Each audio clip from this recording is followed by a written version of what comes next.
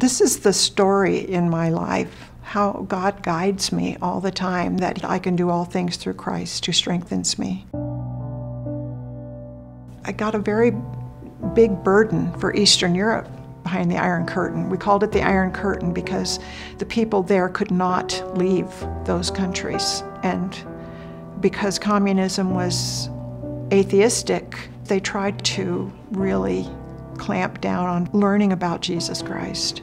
So every time I was in a prayer group, I would ask people to pray for our brothers and sisters behind the Iron Curtain. And everybody would go, yeah, we need to pray for our brothers and sisters. And then no one would, except me. I said, I don't understand why people don't pray for Eastern Europe. And he said, did you ever think that maybe God was calling you? Oh, well, I guess I have to think about this. So I called our international office and I said, do we have a ministry in Eastern Europe? And they said, oh, you cannot know about that. And I said, I actually think I am supposed to know about that. So that's when I left to go there in 1977. It was very clear. God's guidance was so clear. And it seems like we always had some exciting adventure going on. One of the interesting stories from when I was in Romania was Ceausescu at the time would not allow private housing because he wanted everyone to be spied on. And so every door had a peephole and every floor had a spy. And at this particular place we were going, people had to come. It took hours to get everybody there to the meeting because they couldn't all show up at the same time because it was against the law to have a group in your home. So the lady that it was her apartment said, there's a guy there and there's a guy there. And nobody really knew what to do. You didn't know if it was a trap or not. And both of them, we believe, are secret police. So I'm going back in and I want you to still walk around for a while, and then when you think it's safe, then you can come in. Well, we walked quite a while, and by this time it was dark, and I could see people in their apartments, so I knew if I could see them, they could see me.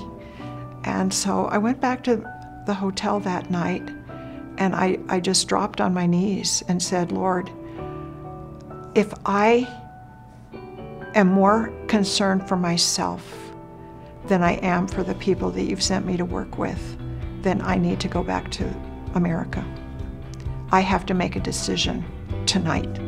Am I going to care more about these believers who every day are putting themselves on the line?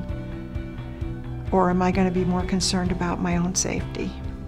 And I thought that I was making a big sacrifice to go into these countries, and I realized it was so small in comparison to the commitment that they were making every day of their lives. Anything that they did, they could be arrested for.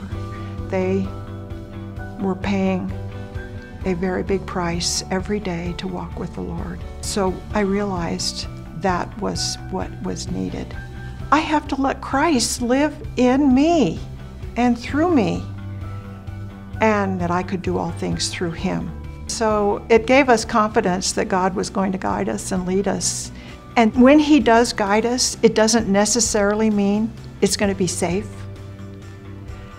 But just following in his obedience to go where he leads gives you such a strong sense of his presence and his peace in the midst of whatever you might think is maybe a dangerous situation, but just that there's just that confidence that you are right in the center of his will. And day after day, you can follow the path that he's put before you to go and do what he's called you to do. You also have the confidence that he hasn't just sent you, he's gone with you each step along the way, teaching us to live for the Lord regardless of the consequences.